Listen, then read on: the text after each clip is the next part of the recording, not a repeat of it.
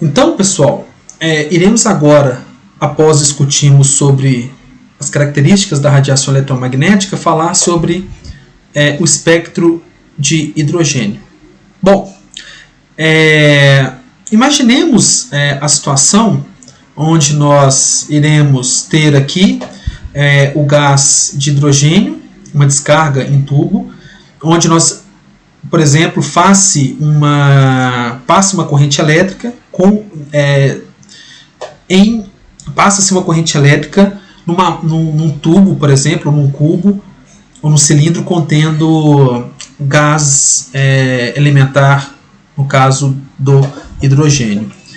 Quando você faz isso, tá? Quando você faz isso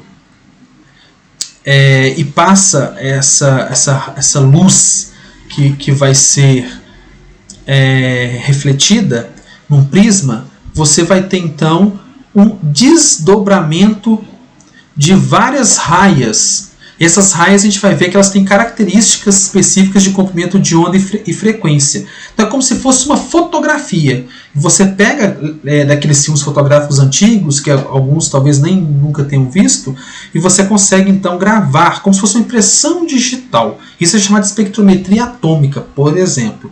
Então, observa-se que quando se faz isso para o elemento hidrogênio, quando você passa essa descarga, esse elemento que é composto pela molécula de H2, HH, né, vai ser quebrado, você vai ter um único átomo, esse átomo vai sofrer transições eletrônicas, e esse processo de transição eletrônica vai gerar, na região do visível, como eu comentei para vocês, tá, diferentes manchas que equivalem a diferentes comprimentos de onda, logo frequência.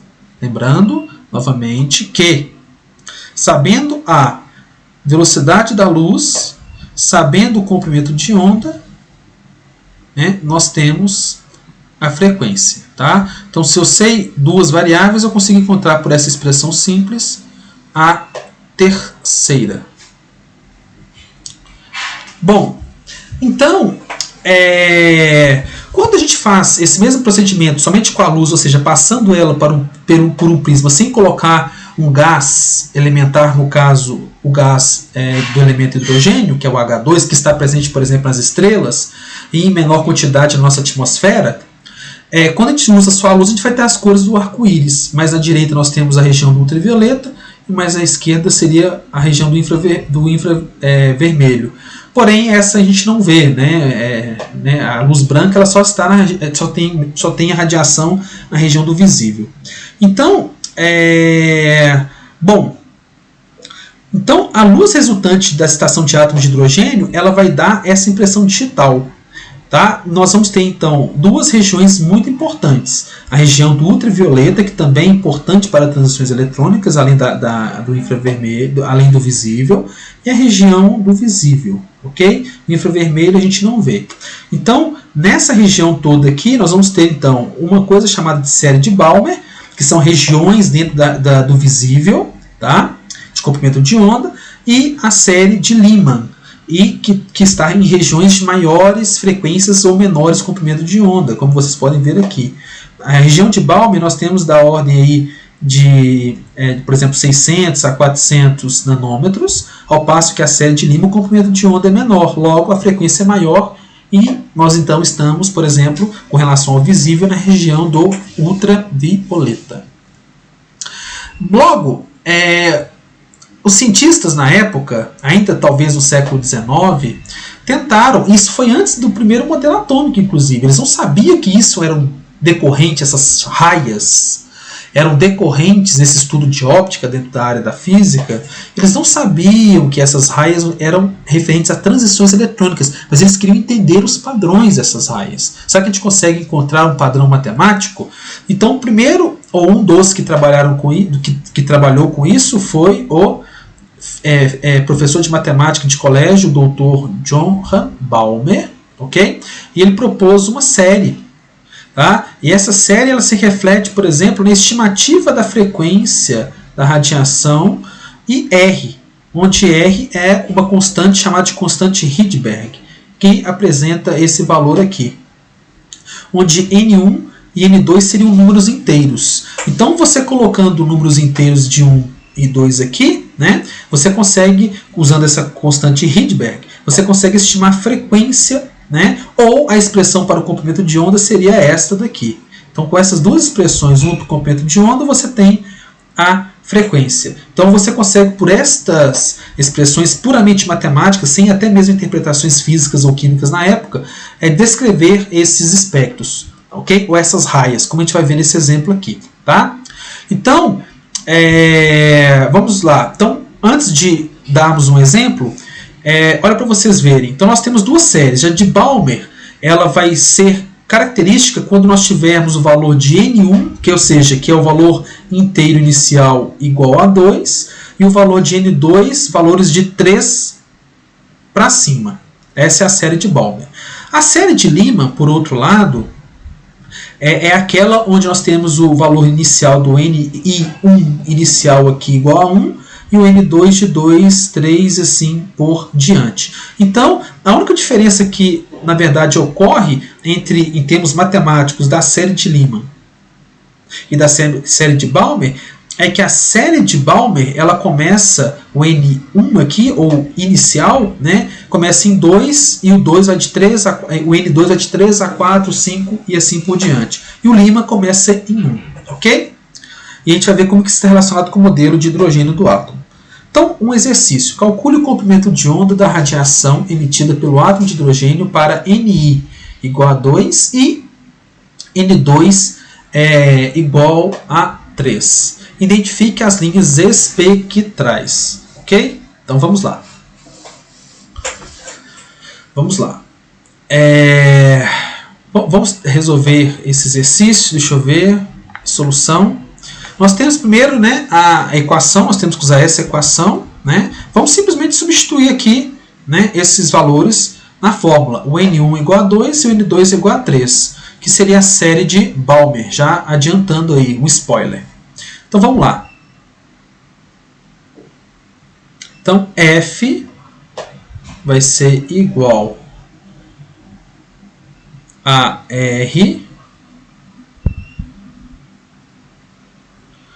1 dividido N1 é igual a 2, 2 elevado a 2 dá 4, menos 1 dividido por N2, que é 3, né?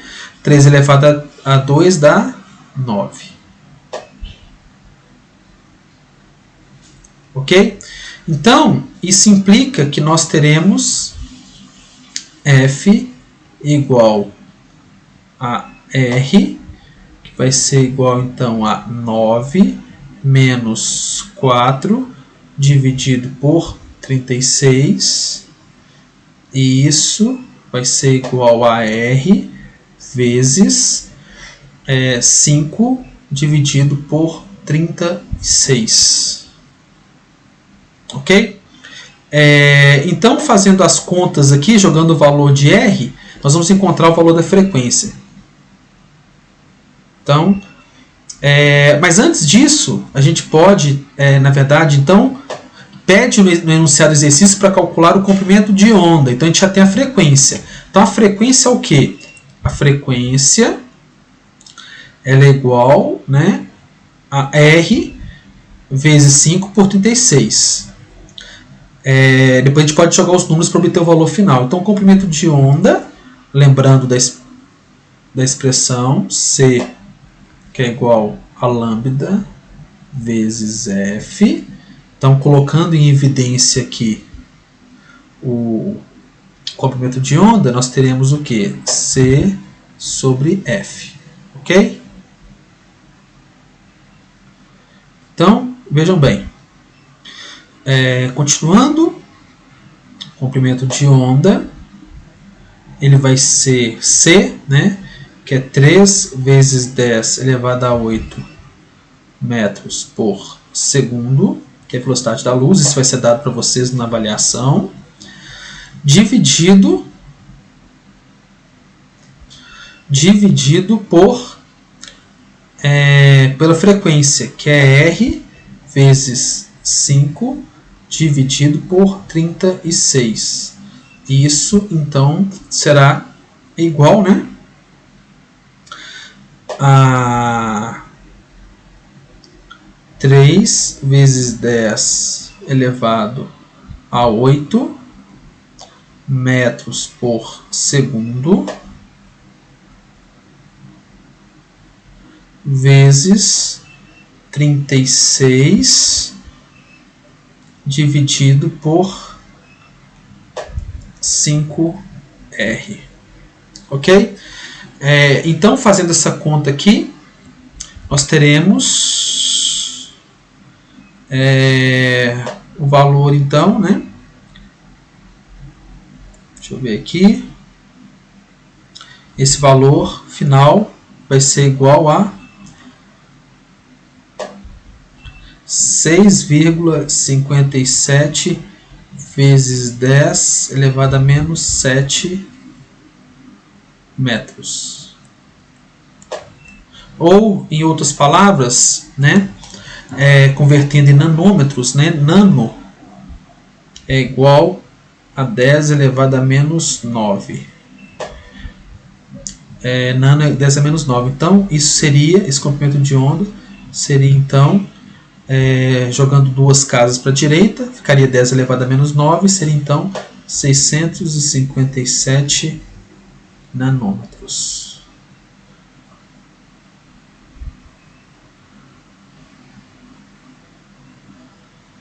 Então, essa é a resposta. Aí nós temos um outro exercício que pode ficar para vocês treinarem, quando a gente for trabalhar, né? Desculpa. Antes disso, nós temos a identificação das linhas espectrais, né? Em qual região que ela se encontra? 657 nanômetros. Então, a gente continuando aqui atrás, né? 657 nanômetros, olha só, aqui ó, 657 seria na região do, né, do visível. Então, seria a série de Balmer, né? As linhas, né? Seria, então, na região do, como eu menciono aqui, ó, né? Seria nessa região aqui, ó, região do visível. Ok? 657 nanômetros, né? Cadê? Região do visível. Aqui está o valor do comprimento de onda, né? Aqui está a frequência, né? E aqui em nanômetros. Então seria o que? Próximo disso aqui, ó. 657, aqui é 600, 700, metade aqui. Então estaria próximo aqui, ó. 657. Próximo aqui.